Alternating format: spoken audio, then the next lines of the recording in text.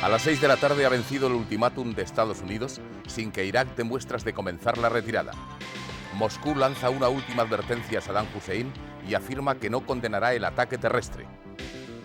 Expectación por la decisión que pueda tomar el Consejo de Seguridad de Naciones Unidas, reunido esta tarde. Bagdad continúa bajo el fuego aliado, mientras en Arabia todo está preparado para comenzar la ofensiva terrestre.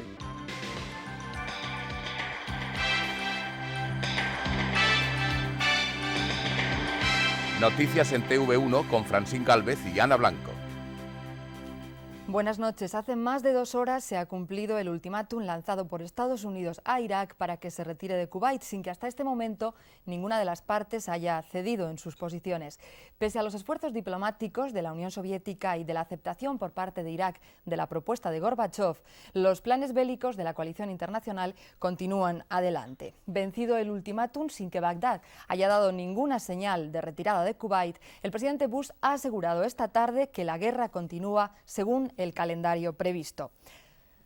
Según fuentes del Pentágono, el general Schwarzkopf tiene luz verde para iniciar el ataque. El Consejo de Seguridad de la ONU se ha reunido esta tarde a petición de Moscú para exponer el acuerdo y los puntos que Irak ha aceptado. Nuestra primera información llega desde el Frente Aliado. En Darán se encuentra nuestro compañero Arturo Pérez Reverte. Buenas noches. Buenas noches. Arturo, ¿nos puedes decir cuál es la última hora desde el punto de vista militar? Pues que el mando aliado en Arabia Saudí dice que no se detectan señales de retirada iraquí de Kuwait y que continúan todas las operaciones militares. No hay todavía ninguna noticia directa del frente, excepto que los bombardeos de aviación y artillería han sido hoy durísimos y al parecer lo siguen siendo en este momento. Y quizá también en este mismo momento los tanques y la infantería se estén moviendo ya. Ahora ya no es Bush, sino el general Schwarzkopf quien tiene la palabra. Va a ser, dicen aquí los norteamericanos, va a ser, dicen, un golpe, como un golpe con un bate de béisbol en mitad de la cara. Así están las cosas aquí. Otro punto preocupante es la espesa capa de humo que cubre parte de Kuwait, al parecer como resultado de que varios pozos petrolíferos se han incendiado, han sido incendiados. ¿Tú conoces algo al respecto? Sí, el mando aliado dice que tiene identificados a las unidades de aquí que están volando. Hace una hora se contabilizaban ya 190 pozos en llamas y ahora al parecer se habla de 200, lo que supondría la destrucción de momento de la tercera parte de los pozos del Emirato. Se trata al parecer de una destrucción y un incendio sistemáticos, intencionados, que lo mismo podrían ser, dicen aquí, como tierra arrasada antes de una retirada o, lo que parece más probable, dificultar la visibilidad de la aviación aliada antes de la batalla terrestre que se supone inminente. Hemos oído también esta tarde al general Neil hablar de una campaña de terror en Kuwait, donde Irak estaría eliminando testigos de la represión. ¿Han llegado hasta ti esas noticias? Sí, al principio parecía algo exagerado, pero los americanos aseguran que es cierto. Bueno, los informes dicen que la orden es coger como rehenes a 40.000 kuwaitíes, que también dicen que desde ayer a la salida de las mezquitas, ayer era viernes y era día de oración, bueno, porque soldados iraquíes están apresando a familias enteras, dicen estos informes, y que en las prisiones se estaría ejecutando sistemáticamente a centenares de prisioneros kuwaitíes. Sea propaganda o sea verdad, lo cierto es que tal y como está la situación, tal y como están las cosas, ahora puede esperarse cualquier cosa, tanto en el frente como en el interior de Kuwait. Muchísimas gracias, Arturo Pérez Reverte, desde Darán, y estaremos en contacto para que desde allí nos ofrezcas la última hora. Buenas noches. Buenas noches. Moscú, último mediador en el conflicto, reconoce que es casi inexistente la esperanza de paz y ha dado un último aviso a Saddam Hussein para que reconsidere su posición. Según la Unión Soviética, el plan de 6 puntos es lo máximo que ha podido conseguir de Irak y, en consecuencia, el portavoz del Kremlin, Vitaly Gniatenko, ha manifestado que la URSS no condenaría la ofensiva terrestre. Esta tarde el portavoz del presidente Gorbachov, Vitaly Gniatenko, ha explicado que la URSS ha hecho todo lo que ha podido para acabar con la guerra del Golfo. Ya está dicho que después de todo el esfuerzo no podrían condenar una ofensiva terrestre de los aliados. Esta mañana en Moscú el ministro de Asuntos Exteriores de Irak, Tarek Aziz, ha anunciado que su país aceptaba el plan de paz del presidente Gorbachov, pero no ha hecho ninguna referencia al ultimátum de los Estados Unidos. Es más, Aziz ha aprovechado para decir que las acusaciones norteamericanas de que incendian los pozos de petróleo de Kuwait son falsas y ha pedido una investigación de la ONU. El presidente soviético Gorbachov ha hecho todo lo posible por convencer a los iraquíes de la conveniencia de retirarse de Kuwait.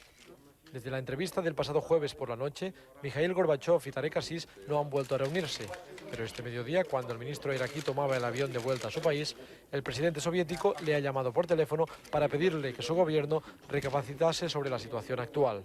A pesar de su situación desesperada en la URSS, el presidente Gorbachov no ha perdido el tacto en las relaciones internacionales. Su participación en la crisis de Irak ha sido perfectamente planificada para que la Unión Soviética tenga un gran papel en Oriente Medio cuando acabe la guerra. El presidente de Irak, Saddam Hussein, ha presidido esta tarde una reunión conjunta del Consejo del Mando Revolucionario y de su partido, el Baas, según ha indicado Radio Bagdad. Aunque no se han dado a conocer los detalles de esta reunión, según fuentes cercanas al Consejo del Mando Revolucionario, citadas por la agencia iraquí INA, se está estudiando la formación de un gobierno en Kuwait que Irak denomina nacional y democrático. A la hora que vencía el ultimátum dado por Washington a Irak para comenzar a retirarse de Kuwait, la aviación norteamericana y de sus aliados realizaba un intenso bombardeo sobre Bagdad y sus barrios periféricos. En las últimas horas, la capital iraquí ha sufrido los peores bombardeos desde el inicio de la guerra. Minutos antes del fin del ultimátum, un nuevo misil iraquí ha caído sobre Israel. Es el misil número 36 arrojado por Saddam sobre el Estado hebreo desde el pasado 18 de enero. En Jordania, unas horas antes, el primer ministro advertía del peligro de un Oriente Medio en llamas. Carmelo Machín desde Amán y Pilar Requena desde Jerusalén nos informan ahora. Exactamente 10 minutos antes de que se cumpliese el ultimátum dado por los aliados a Irak para su retirada de Kuwait, han vuelto a sonar aquí en Israel las alarmas. Un misil con carga convencional ha caído en un área deshabitada de la zona centro del país, sin causar víctimas ni daños materiales. De nuevo hoy, y como desde el principio de esta guerra del Golfo, el Shabbat, el día del descanso judío, se ha visto perturbado por un ataque iraquí. Mientras, en el seno del gobierno israelí se mantiene un tenso compás de espera ante los acontecimientos de Bagdad. Las autoridades israelíes han repetido que una retirada ahora de Kuwait por parte de Irak mantendría la capacidad bélica de ese país y, por lo tanto, la amenaza de Irak contra Israel. Ayer mismo el viceministro de Asuntos Exteriores israelí repitió que si la capacidad militar bélica iraquí se mantiene, habrá en el futuro nuevos Kuwaits. Desde Jordania, el vencimiento sin respuesta iraquí del plazo dado por los Estados Unidos para que se inicie la retirada de Kuwait se ve con más que preocupación. La posibilidad de que la guerra continúe y además se inicie la temida batalla por tierra a los jordanos únicamente puede suponerles problemas más graves que los que ya padecen. 10 horas antes de que venciese el plazo, el ministro de Información afirmaba que se debía seguir negociando por canales diplomáticos o políticos los asuntos todavía pendientes, pero que era evidente la voluntad de Irak de cumplir con el mandato de la ONU y retirarse de Kuwait, y que en estas condiciones la guerra tenía que terminar. El primer ministro, Mudar Badran, afirmaba que si los Estados Unidos y Londres insistían en su ultimátum de que la retirada comenzase a las 6 de la tarde, eso significaba continuar la guerra. Uno y otro han asegurado que Jordania, por su parte, intentará mantenerse en el espacio neutral en el que ahora está, esperando hasta el último momento que la solución pacífica tenga su oportunidad. Desde media tarde, la policía jordana ha aumentado sus efectivos en las calles y, en previsión de incidentes, se está cortando el tráfico hacia las embajadas de los Estados Unidos y de Irak. La ciudad, sin embargo, está tranquila.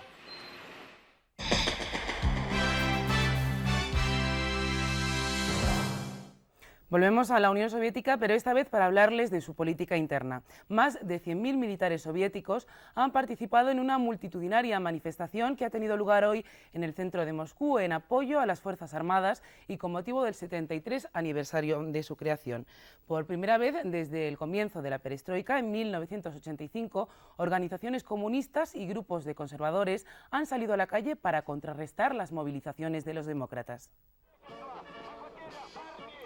La manifestación, convocada por organizaciones comunistas y el grupo ultraconservador Soyuz, se desarrolló con calma bajo los muros del Kremlin, siguiendo las consignas de orden y disciplina. En la tribuna instalada al efecto figuraban la plana mayor del Ministerio de Defensa soviético, el ministro de Defensa mariscal Dmitry Yazov, el ministro del Interior Boris Pugo y el presidente del KGB, Vladimir Khrushchev. Fue un espectáculo perfectamente organizado, anunciado repetidamente en la prensa oficial y que requirió la utilización de camiones y autobuses para el traslado de la multitud al centro urbano. El presidente de la Federación Rusa, Boris Yeltsin, fue blanco permanente de los manifestantes por sus recientes ataques al presidente Gorbachov. Al mismo tiempo, y en algunas pancartas, podían leerse críticas a la actuación del presidente Gorbachov por su respaldo a las resoluciones de las Naciones Unidas sobre la retirada iraquí de Kuwait. El histórico sindicato polaco Solidaridad ha iniciado hoy en Gdańsk un congreso extraordinario en el que elegirá un nuevo presidente para suceder a Lech Walesa. En el discurso de apertura realizado por Walesa hoy al frente de la presidencia de Polonia, ha señalado que Solidaridad debe proseguir su misión y continuar siendo motor de las transformaciones en el país. La caída del comunismo en los países del Este arrastró también algunos de los mitos que contribuyeron a derrocar a las dictaduras. Es el caso del sindicato Solidaridad, que una vez recuperada la libertad, busca ahora y debate su papel en la futura sociedad polaca. Solidaridad ha perdido 8 millones de afiliados desde su momento cumbre hace 10 años, pero el desgaste generado por su protagonismo en la transición democrática se ha acelerado en los últimos 2 años. Tras una aplastante victoria de sus representantes en las semilibres elecciones legislativas y el acceso a la presidencia de su líder histórico, Lech Walesa, Solidaridad tiene que elegir ahora entre 2 opciones: apoyar las reformas y el drástico programa del gobierno hacia la economía de mercado o convertirse en un sindicato reivindicativo en oposición a sus antiguos miembros ahora instalados en el poder. La inauguración de este tercer congreso ha contado con la intervención del antiguo militante convertido por las urnas en jefe del Estado polaco. En su alocución ante sus viejos camaradas, Walesa ha apostado por el mantenimiento de Solidaridad como un movimiento de apoyo a las reformas. En definitiva, Walesa no querría tener a sus excompañeros enfrentados a su política económica. A estas horas, Tailandia sigue bajo la ley marcial impuesta hoy como consecuencia del golpe militar que se ha producido la pasada madrugada. El jefe supremo de las Fuerzas Armadas tailandesas ha decretado, tras apoderarse del poder civil, la anulación de la Constitución. Ha expresado su lealtad al rey y ha pedido calma a la población. Mientras el primer ministro derrocado sigue arrestado, los militares han dispuesto en las últimas horas una estricta censura a los medios de comunicación. El golpe militar en Tailandia ha sido llevado a cabo por las Fuerzas Armadas del país sin disparos y sin derramamiento de sangre. Soldados armados, apoyados por 10 carros de combate blindados, han ocupado esta mañana edificios oficiales y centros de comunicaciones sin que las fuerzas leales al líder derrocado opusieran resistencia. El primer ministro, cuyo gobierno ha sido acusado de corrupto por los militares, sigue bajo arresto. Unos soldados golpistas impidieron que se reuniera hoy en audiencia con el rey constitucional de Tailandia al ser detenido en el aeropuerto de Bangkok. La situación en el país es de calma. La capital presenta su aspecto habitual, aunque con la presencia de vehículos blindados recorriendo las principales calles de la ciudad. La población, acostumbrada a golpes militares, ha conocido la noticia por los medios de comunicación que han interrumpido la programación para emitir música marcial.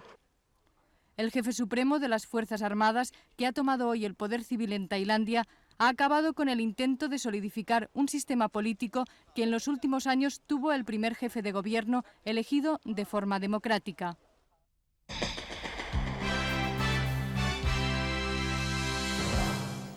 Además de la guerra del Golfo y de otras noticias de carácter internacional, hoy ha habido otros puntos de interés en el panorama político de nuestro país que pasamos a resumirles en los próximos minutos. El presidente del Partido Popular, José María Aznar, en un acto del PP en Toledo, ha reprochado a Felipe González que mantenga paralizado el país a la espera de la anunciada remodelación del gobierno, justo cuando menos lo demanda el desarrollo de los acontecimientos en la guerra del Golfo. No se puede, mucho menos en situaciones de incertidumbre internacional, añadir incertidumbres por incapacidad en la política española.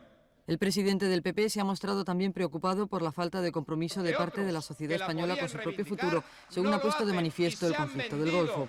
José María Aznar ha insistido en la necesidad de mantener la cohesión de las fuerzas aliadas y ha expresado su deseo de que Saddam Hussein ahorre nuevos sufrimientos a su pueblo y ordene la retirada de Kuwait. Los delegados que asisten en Vitoria al Congreso del Partido Socialista de Euskadi-PSOE reelegirán mañana a José María Venegas como presidente del partido y a Ramón Jáuregui como secretario general. Los delegados que asisten a este Congreso de los Socialistas Vascos han debatido todo el día de hoy la ponencia relativa a la organización política. A esta ponencia se han presentado más de 600 enmiendas. El secretario general del CDS, José Ramón Caso, ha asistido hoy en Mérida a la clausura del segundo Congreso Federal de su partido en Extremadura. Caso, que ha hecho una dura crítica a la derecha española representada por el Partido Popular, ha señalado que la posición del CDS respecto a la guerra del Golfo sigue siendo luchar porque los intereses de España estén bien defendidos, se cumplan las resoluciones de las Naciones Unidas y se celebre una conferencia de paz en Oriente Medio. Representantes de las 13 comunidades autónomas que el próximo 26 de mayo celebran elecciones regionales y municipales se han reunido hoy en Toledo para estudiar aspectos técnicos y de organización de estos comicios en busca de la mayor coordinación entre las administraciones públicas. La organización de las elecciones municipales corresponde al Estado, mientras que las elecciones regionales son responsabilidad de las propias comunidades autónomas, por lo que el principal objetivo de la reunión ha sido coordinar las actuaciones entre las administraciones central y autonómica. Varios miles de personas han participado esta tarde en San Sebastián en una manifestación en contra de la autovía Navarra-Guipúzcoa convocada por la coordinadora Lurraldea y apoyada por Herri Batasuna. Los manifestantes han pedido la paralización de las obras. No se han producido ningún tipo de incidentes.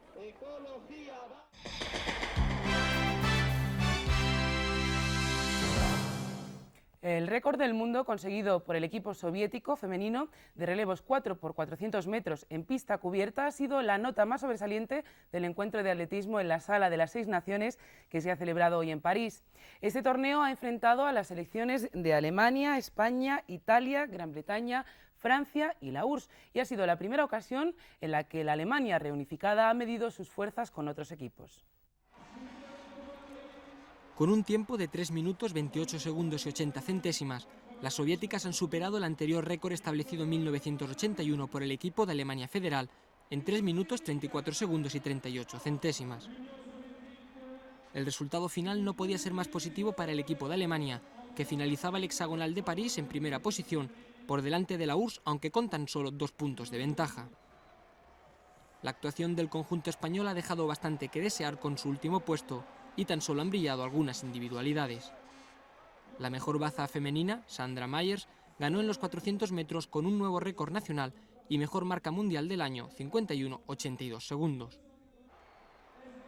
También en los 400 metros masculinos, Cayetano Cornet cumplió con los pronósticos y venció con un tiempo de 46,10. La tercera victoria individual para España la ha conseguido Fermín Cancho en los 1500 metros, en una carrera muy complicada que supo resolver bien el español. El corredor Melchor Mauri es ya virtual ganador de la Vuelta Ciclista a la Comunidad Valenciana después de la jornada de hoy, la penúltima de esta ronda, disputada en 2 sectores y cuando tan solo falta una etapa, la de mañana, que tendrá lugar en un circuito urbano de Valencia y en la que previsiblemente no deben registrarse cambios de importancia. El corredor de la ONCE, Melchor Mauri, ha sentenciado esta tarde en la localidad valenciana de Puzol la 49ª edición de esta ronda ciclista, al concluir su recorrido vespertino con 7 segundos menos que su más inmediato perseguidor en la general, el holandés Stephen Rooks. El segundo sector de la etapa de hoy, contrarreloj individual de 15,5 kilómetros, ha sido ganado por Frank Massen, aunque la verdadera batalla la han librado entre Mauri, Rooks y Peter Gilse, ya que los tres partían con el mismo tiempo en cabeza de la clasificación general. Los 7 segundos de diferencia sobre Rooks y los 49 sobre Gilse convierten a Melchor Mauri en el virtual vencedor de la ronda, a falta de la etapa de mañana, que se disputará en circuito urbano de Valencia y en la que no se espera que se produzca ningún cambio en la clasificación general. Por su parte, el danés Soren Lilo se impuso al sprint en el sector matinal de hoy, que se ha corrido sobre una distancia de 97 kilómetros entre Val d'Uixó y Puzol. Les hablamos ahora del tiempo. La situación anticiclónica que disfrutamos se traduce en un ambiente poco nuboso, templado y con numerosos bancos de niebla como fenómenos más significativos. Tan solo lloverá y de forma débil y dispersa en el litoral gallego y en las montañas canarias. Este es el tiempo previsto para las próximas horas. La ausencia de nubes, las temperaturas agradables y algunos bancos de niebla bastante persistentes conformaban el panorama meteorológico de hoy. Como vemos en esta primera imagen del satélite, había escasos núcleos nubosos en la península y Baleares, no así en Canarias, donde al norte habría algunos núcleos nubosos. Esta es una banda nubosa que corresponde a un frente frío que ya vamos a ver representado en el mapa de superficie, ya muy próximo a las costas de Galicia, que afectará solo al noroeste de la península y de forma muy débil, ya que irá perdiendo actividad conforme vaya avanzando. Así pues, mañana habrá algunas lloviznas, sobre todo por la mañana en Galicia, que se irán extendiendo hasta Asturias, Castilla, León y Extremadura. Aumentará la nubosidad en las provincias occidentales de Andalucía, mientras que los cielos estarán descubiertos al este peninsular y en Baleares, no así al norte de Canarias, donde habrá también algunas lloviznas. Habrá bancos de niebla de madrugada en muchos puntos de la península, sobre todo en Extremadura, Castilla-La Mancha y Andalucía. Habrá algunas heladas nocturnas, pero que serán ligeras en puntos del interior, y ese frío se irá haciendo más tolerable conforme vaya avanzando la jornada.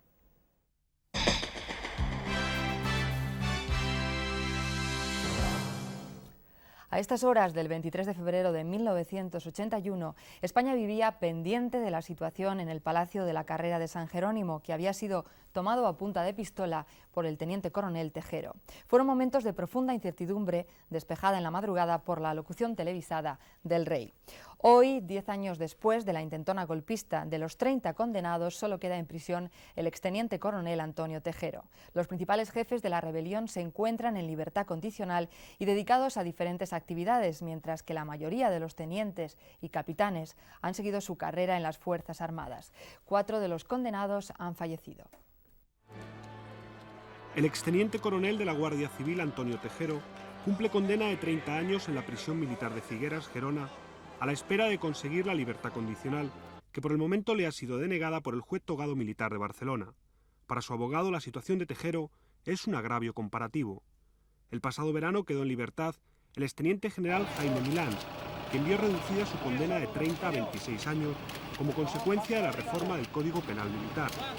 Milans vive retirado de toda actividad pública en un chalet próximo a Madrid y no ha hecho hasta ahora ninguna declaración a los medios de comunicación.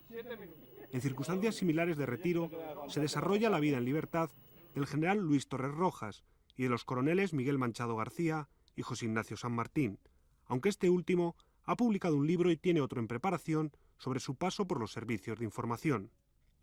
El exgeneral Alfonso Armada fue indultado en las Navidades del 88. Desde entonces reside en Galicia, donde se dedica a la agricultura y a la ganadería. En reiteradas ocasiones ha asegurado que él no era el elefante blanco y máximo responsable de la intentona golpista y que el 23F trató de buscar una solución legal a la situación creada por Tejero. 15 de los 19 tenientes y capitanes implicados en el golpe han podido proseguir su carrera en el Ejército y la Guardia Civil, ya que fueron condenados a penas de hasta 3 años y no fueron separados del servicio. En algunos casos han llegado a alcanzar el grado de teniente coronel.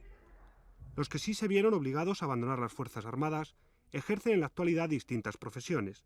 El comandante Ricardo Pardo Zancada es periodista, el capitán Jesús Muñecas Aguilar dirige una escuela de equitación y el también capitán José Luis Abad Gutiérrez se dedica a la abogacía. De los 30 condenados, 4 han fallecido: el coronel Diego Ibáñez Inglés, el teniente coronel Pedro Mas Oliver, el teniente Santiago Vecino y Juan García Carrés, dirigente de los sindicatos verticales franquistas y único civil que se sentó en el banquillo de los acusados. 10 años después, las imágenes del golpe del 23F son ya parte de la historia. El ejército, con una cúpula totalmente renovada por el imperativo de los años, ha aceptado sin reservas su papel constitucional sometido al poder civil. Los sucesivos gobiernos, sustentados en una mayoría sólida, y la estabilidad de la situación política general han sido factores determinantes para afianzar las instituciones democráticas establecidas en la Constitución. Aquel 23 de febrero no fue solo un día especial para los políticos, los militares o los periodistas, aunque de diferente modo unos y otros fueron protagonistas destacados de aquellas horas. Y es que lo que estaba en juego era ni más ni menos que la democracia, cautiva en ese momento en la Carrera de San Jerónimo. Por eso la imagen del hemiciclo sigue siendo 10 años después el punto de referencia del triunfo de la libertad. Ya eran estas horas de la noche aquella del lunes aquel, hace 10 años, hace 10 libertades. Ya hacía frío en la calle y ya sabíamos qué nos pasaba. Pero, ¿dónde estábamos? ¿Qué hacíamos? Ahora que lo recuerdo, ahora que lo pienso, todos estábamos aquí, de una forma u otra.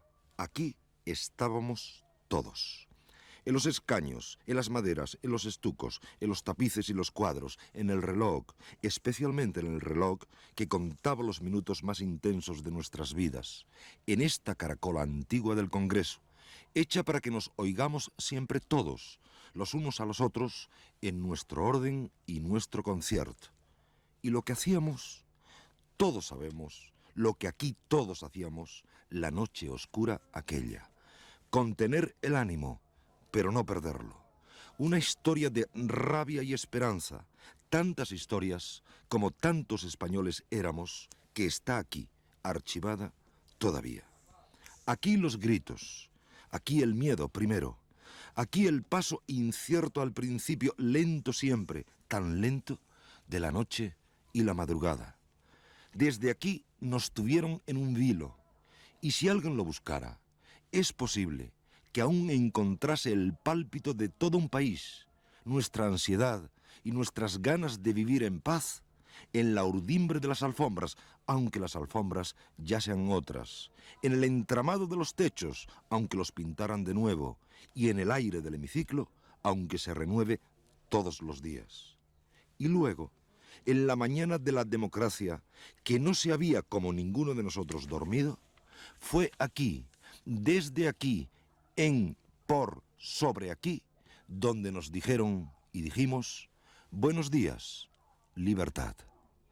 Ya eran estas horas de la noche aquella, hace hoy 10 años del lunes aquel.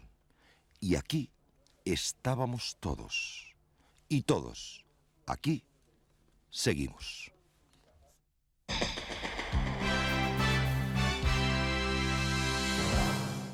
Pues volvemos al tema que nos ha preocupado, nos ha centrado esta actualidad de la jornada, el cumplimiento del ultimátum del plazo dado por Estados Unidos a Irak para que se retirasen de Kuwait. Tenemos en Nueva York a nuestra compañera Nuria Ribó. Nuria, buenas noches. Hola, buenas noches. Arturo Pérez Reverte, nuestro compañero en Arabia, nos decía que las tropas norteamericanas están ya preparadas para este inminente ataque terrestre. ¿Hay alguna confirmación por parte del Pentágono de que se vaya a realizar en efecto este ataque? Nosotros nos hemos puesto en contacto con el Pentágono, pero nos ha dicho que antes era el presidente Bush quien lo anuncie totalmente. De todas formas, CNN lo ha anunciado ya oficialmente, según voces de oficiales del Pentágono, que ha dicho ya que el general Schwartz, el comandante en jefe de la zona, tiene ya luz verde para lanzar el ataque. De todas formas, el presidente Bush ha dejado en las manos del comandante la decisión final, es decir, el momento adecuado para lanzarlo. Eso indica que la Casa Blanca, que la administración norteamericana, tenía ya todo preparado, como se venía diciendo en los últimos días. Tan solo esperaba cumplir formalidades, es decir, que se cumpliera ya el ultimátum dado ayer por el presidente Bush. Esto se ha cumplido y ahora ya el general tiene la orden del presidente Bush para poder lanzarlo en el momento adecuado. Nuria, durante toda la tarde hemos estado pendientes de la reunión que estaba celebrando el Consejo de Seguridad de las Naciones Unidas. ¿Hay alguna novedad a este respecto? ¿Han dicho ya algo? Sí, la reunión del Consejo de Seguridad ha terminado porque se estaba celebrando en medio de mucha confusión. Habían salido rumores del seno de Naciones Unidas que se decía que el embajador iraquí había aceptado el ultimátum dado por el presidente Bush. Eso no es así. Ha quedado muy claro que el embajador iraquí ha dicho que lo que aceptan es realmente el plan soviético que todos conocemos y que además Estados Unidos y también las tropas aliadas han rechazado tajantemente. Pues muchas gracias, Nuria, por esa última hora desde Nueva York. Terminamos nosotros ya este tiempo para la información. Como es habitual, nos despedimos con el resumen en titulares de las noticias más importantes que se han producido durante la jornada. Gracias por estar con nosotros y que pasen muy buena noche. A las 6 de la tarde ha vencido el ultimátum de Estados Unidos sin que Irak dé muestras de comenzar la retirada. Moscú lanza una última advertencia a Saddam Hussein y afirma que no condenará el ataque terrestre. Expectación por la decisión que pueda tomar el Consejo de Seguridad de Naciones Unidas, reunido esta tarde. Bagdad continúa bajo el fuego aliado, mientras en Arabia todo está preparado para comenzar la ofensiva terrestre.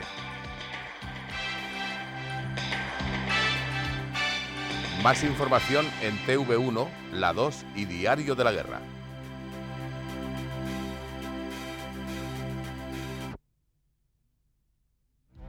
Con las amenazas.